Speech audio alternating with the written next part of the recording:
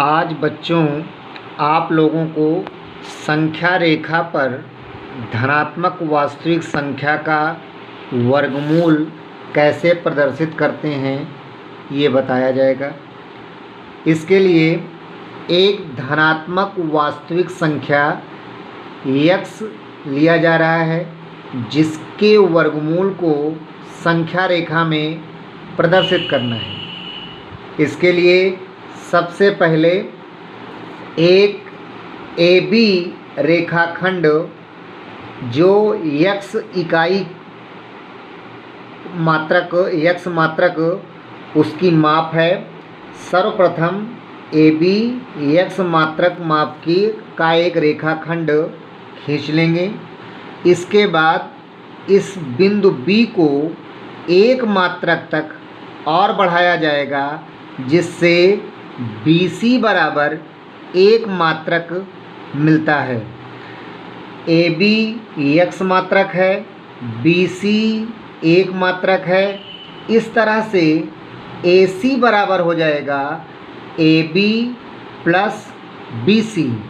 AB हमारा x मात्रक है, BC एक है। इस तरह से AC हो जाएगा x प्लस 1 मात्रक। AC x प्लस 1 मात्रक हो गया।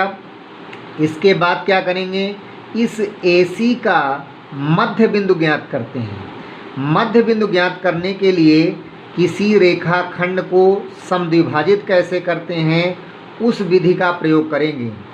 इसके लिए बिंदु A को केंद्र मानकर AC के आधे से अधिक दूरी का चाप एक ऊपर लगाएंगे, एक नीचे लगाएंगे। इसके बाद इसी चाप को बिंदु C को केंद्र मानकर पुनः ऊपर और नीचे लगाएंगे। जहाँ पर चाप एक दूसरे को प्रतिच्छेद करें उनको यदि मिला दिया जाए तो वह रेखाखंड इस AC को बिंदु O पर प्रतिच्छेद करेगा, अर्थात O AC का मध्य बिंदु होगा।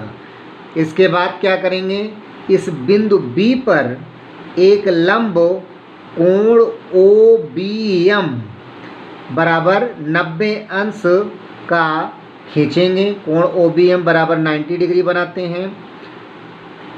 इसके बाद बिंदु O को केंद्र मानकर तथा OA त्रिज्या लेकर के एक अर्धवृत्त बनाया जाएगा जो इस BM को बिंदु M पर प्रतिच्छेद करता है। तो यहाँ पर ये अर्धवृत्त में स्थित बिंदु M है और OA इस OM के बराबर है, इसलिए जितना OA होगा उतना ही OM होगा। तो OA AC का आधा है।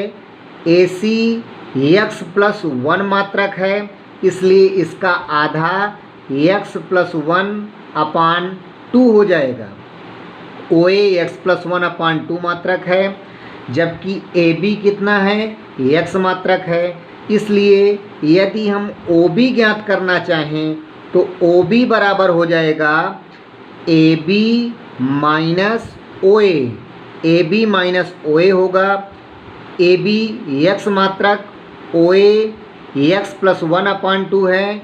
x से x प्लस 1/2 को यदि घटाया जाए तो यहाँ पर 1 और 2 का LCM 2 प्राप्त हो जाएगा। 1 से 2 को भाग दें 2 बार जाएगा, 2 का x में गुणा करें तो 2x प्राप्त हो जाएगा। माइनस 2 से 2 को भाग देंगे एक बार, 1 का इसमें गुणा कर देंगे तो x प्लस 1 इस माइनस का अंदर गुणा कर देंगे तो माइनस x माइनस 1 प्राप्त होगा। 2x से एक x घट जाएगा, x बचेगा और ये माइनस 1, तो x माइनस 1/2 मात्रक ये OB प्राप्त होगा।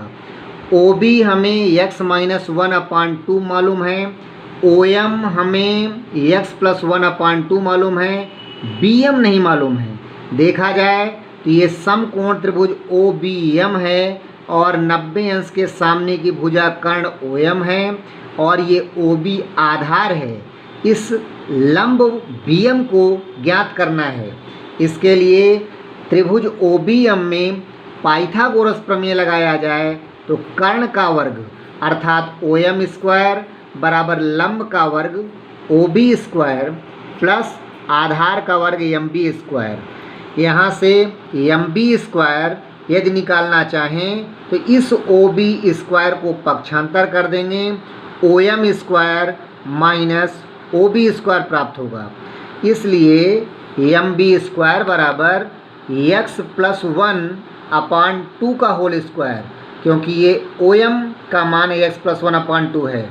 इसी प्रकार OB x माइनस 1/2 है तो x माइनस 1/2 का होल स्क्वायर हो जाएगा। यदि इसको तोड़ें तो a plus B whole square से a square plus b square का मतलब 1 का वर्ग 1 हो जाएगा, प्लस 2ab करेंगे तो 2 इंटू एक्स इंटू 1 2x हो जाएगा। 2 का वर्ग 4 हो गया, minus x minus 1 whole square. यदि फार्मूला लगाएं तो यहाँ पर a minus B whole square हो जाएगा, a square minus 2ab plus b square, 1 का स्क्वायर 1 और यहाँ पर 2 का स्क्वायर 4 हो जाएगा। यहाँ पर दोनों के हर समान हैं, इसलिए 4 एलसीएम ले लेंगे, x square plus 2x plus 1 और माइनस का अंदर मल्टीप्लाई करें तो minus x square minus minus plus 2x हो जाएगा माइनस 1, तो plus x square minus x square घट जाएगा, प्लस 1 माइनस 1 घट जाएगा, 2x प्लस 2x 4x हो जाएगा।